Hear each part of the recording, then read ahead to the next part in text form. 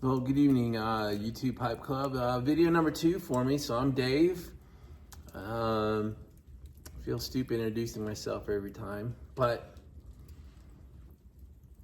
I figure until I've got a bunch of people, I probably should just keep saying I'm Dave, because that's how you know me when I comment on you. I thought I'd start video number 2 with the pipe. Don't forget I'm a big man.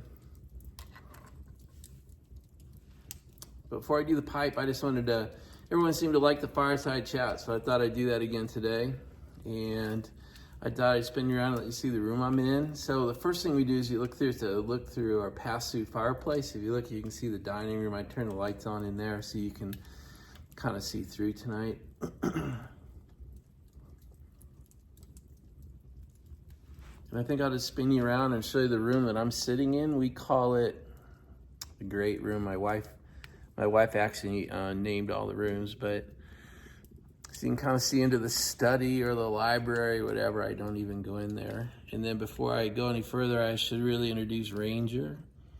So Ranger is my son's dog, but he spends about half his time with me because we live in dog paradise here in Wyoming. And I'll just kind of spin you on around. I'll show you the other side of the room. So this is a great room. Pretty much it's an all log home. It's beautiful. It's a privilege to own it, and I know it. And I can't tell if I'm being gracious or showing off. So maybe tell me how this comes across. It's a privilege to own this place and live like this, and I know it. And I like sharing it, but I also don't want to come across as kind of a jerk who's just showing off. So let me know. So that's enough of the house for tonight. I want to show you the pipe real quick. So this is my meerschaum. I told you last night that this lives here in Wyoming. It's the only pipe I smoke. I have a bunch of pipes upstairs, but I really like the patina on meerschaums, and so I'm really I'm concentrating on using just this pipe, really just for the patina effect.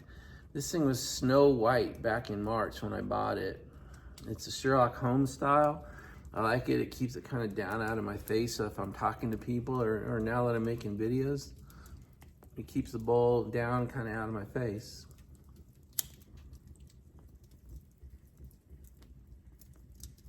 I'm smoking some Burley morning pipe. I jar everything up. It comes in backwards, isn't it? But anyway, it's Burley morning pipe. I owe Market Welsh Piper for bringing that up, that recommendation. I love it. I'm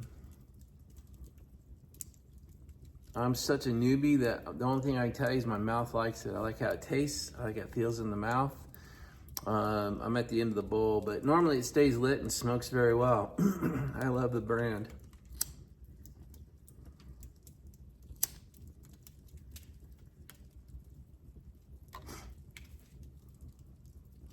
So last night I got into a little bit about who started to influence me. And I left some people out, which I think you always do. Look what I have to do now. I have to keep track of who I'm watching and what their channel name is and what their name and if I know where they're from. But I left Johnny at 2 a.m. pipe on the patio off, and he posted a lot more when his daughter was starting to get, planning to get married. I saw, I want to say almost every night. And now he posts pretty rarely, but I love his style, and I love how much he enjoys life, and he kind of is positive about everything, and he certainly enjoys his cigars and his pipes. They call it the Johnny gap when he just goes off and kind of spaces out. It's kind of fun to watch, actually. Another guy who influenced me early was George Bruno. Now, he's another guy that his channel is really kind of taking a different turn to it, but when he does his Thursday night pipes, I like that, and I like his Church for the Common Man. He's reading Proverbs now. I enjoy those.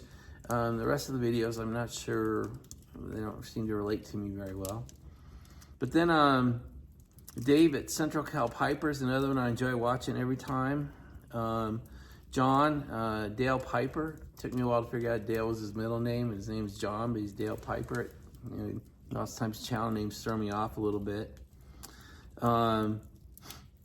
Doug the Michigan Piper, As a Man Relaxes, Ghost Cobb, Rob at Hoot and Briar.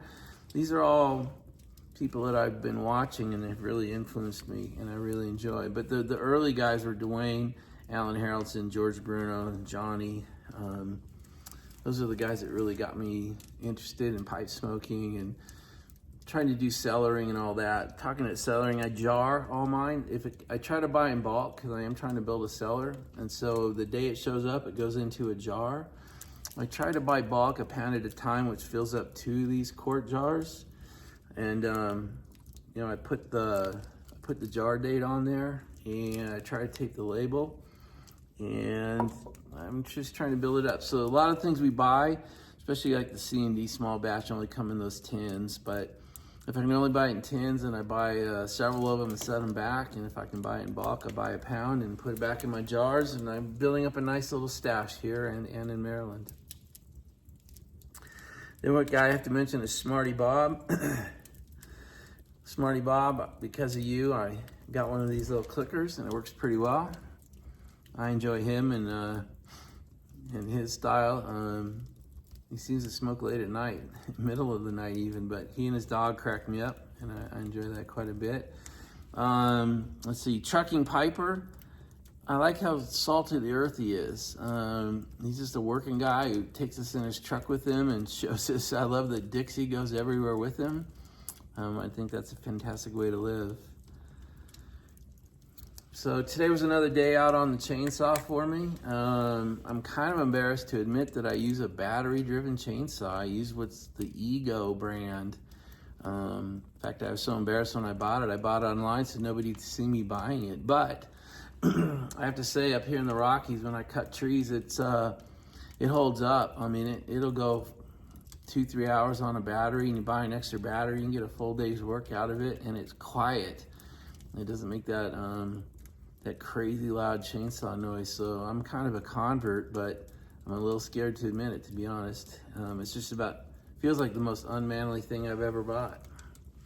So the other thing that changed me up here is up here in the Rockies, when you're out working, you have to be ready for anything, and that means you got to carry one of these on your hips. This is a Glock 20. It's a 10 millimeter, and that's for when the grizzly walks up behind you or the bull moose walks up behind you. Now, I would certainly hope I never have to shoot anything, and we carry bear spray with us, but you don't bet your life on spray, in my opinion. But maybe I should call this pipes and pistols, huh?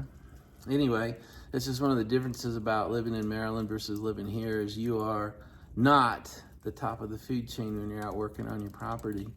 And I'm here alone quite a bit, so you know, you really have to be careful about accidents, especially working with chainsaws or working around where, especially this time of year, the animals are moving. The weather change causes them to move quite a bit. So we've had grizzly bear walk through a couple times the last week. We've had bull elk with their harem walk through several times. We've had a bull moose on the property with his, he's had a girl with him. So they come close. Sometimes they'll come right up to the bedroom window. If it's early in the morning, 4 or 5 in the morning, they'll come literally put their nose right on the window. So ranger's not too happy with that. When that happens, that's part of living out here. Guys, I think that's it. We're 9 minutes. That's a long video for me. So I'm gonna shut up and go ahead and post this. And I appreciate all your comments, your suggestions, your thoughts. If there's anything I can show you, I'm only gonna be here about another week, and then I'm heading back to Maryland for the holidays, but I'll be back out here in mid-January. I'll show you what real winter looks like. But anyway, I love being a presenter. I like being part of this club or this community, and I look forward to your thoughts. Thanks, you guys.